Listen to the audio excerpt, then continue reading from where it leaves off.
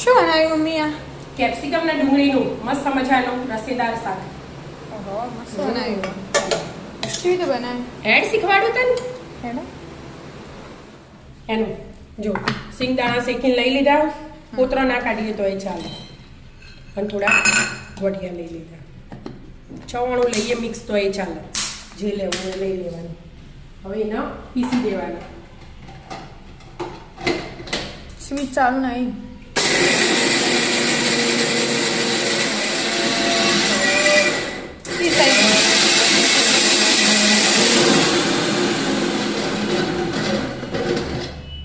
પીસાઈ ગયું. પીસાઈ ગયું છે, વધારે પીસાઈ ગયું. આટલું બધું નતું પીસવાનું. શું કરશો તાણા? બહુ પીસાઈ છે તો પીસાઈ આ ઊંધું ફેવર એટલે થઈ જાય. ના થાય, એક સેજ ફ્લેવર આવે. આ તો મસ્તી કરે. જો નાખી દીધું ને, આ કેપ્સિકમ ને ડુંગળી લઈ લીધી એક એક. આજે ઓનલી શાક ના રોટલી. બરાબર. ના કોકદા તો એમનેમ શાક રોટલી એ ખવાય. આમ કેપ્સિકમનું શાક બનાવો ને અલગ રીતે બનાવવાની. એવું હોય. હા.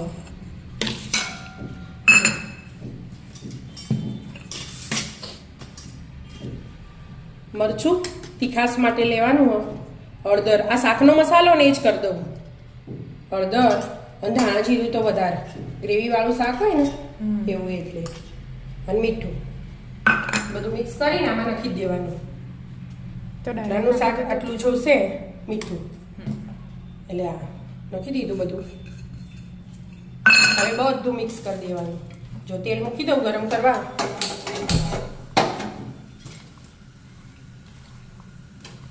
અંદર મિક્સ કરીએ બધું એક એક નાખીએ તો ચાલે ને? ના ચાલે બેટા. એવું? હા, તેલમાં મસાલો બળી જાય. સિંગદાણા ને શેકેલા હોય, અને આખી સિંગ હોય ને, આપણે ખારી સિંગ નહીં લાવતા, એવી સિંગ હોય તો એ લેવાય. અને આ લાલ કલરનું બનાવવાનું હોય ને એટલે આપણે આ સાદું મરચું નાખ્યું. અને હવે જોશે તો ડાયરેક્ટ હોય ને કાશ્મીરી મરચું આવે ને એ કઢાઈમાં નાખશું શાકમાં. જો બધું મિક્સ થઈ જાય ને, મિક્સ થઈ છે. આવું વઘાર કરી દેવાનું. તેલ ગરમ થવા દો છે. હા, થઈ ગયું ગરમ? હા. હવા રાઈ વધારે નહીં નાખવાની, ખાલી ચેક કરવા નાખીએ. ડાયરેક્ટ જીરું,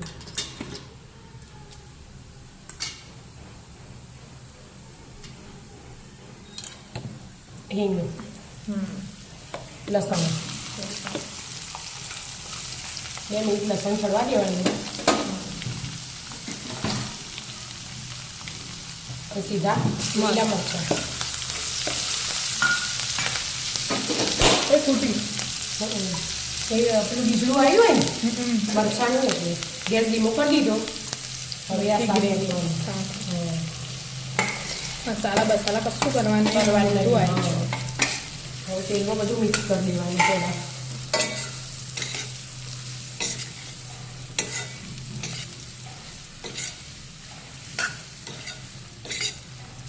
બની ના ટીકા બની જતું હશે ચડ્યા વગર. હવે ચડવા દેવાનું વાકીને ઘડીક વાર, એ તેલ છૂટશે. અને આ કેપ્સિકમ ડુંગળી તો ફટ લઈને ચડી જ જાય. આપણે ખબર હે કાચું એ ખાઈએ સેન્ડવિચમાં, પીઝામાં, એવી રીતે. એટલે હાલ ચડી જશે.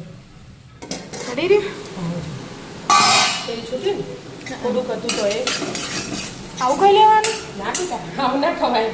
તો આવું એ ખવાય આમ તો. આપણે પેલા ભરેલા કરીએ આવું છે ને એવી રીતે. પણ આ મોળું 2 ચમચી દઈ લીધું. અંદર મૂળ નાખી દે. ગેસ એકદમ ધીમો રાખવાનો અને નાખીને બરાબર હલાવી દેવાનું. ગ્રેવી કરવાની? ના, ગ્રેવી નહીં કરવાની, તો શાક જ બનાવવાનું. બની ગયું હવે શાક. છેલ્લું સ્ટેપ જ છે.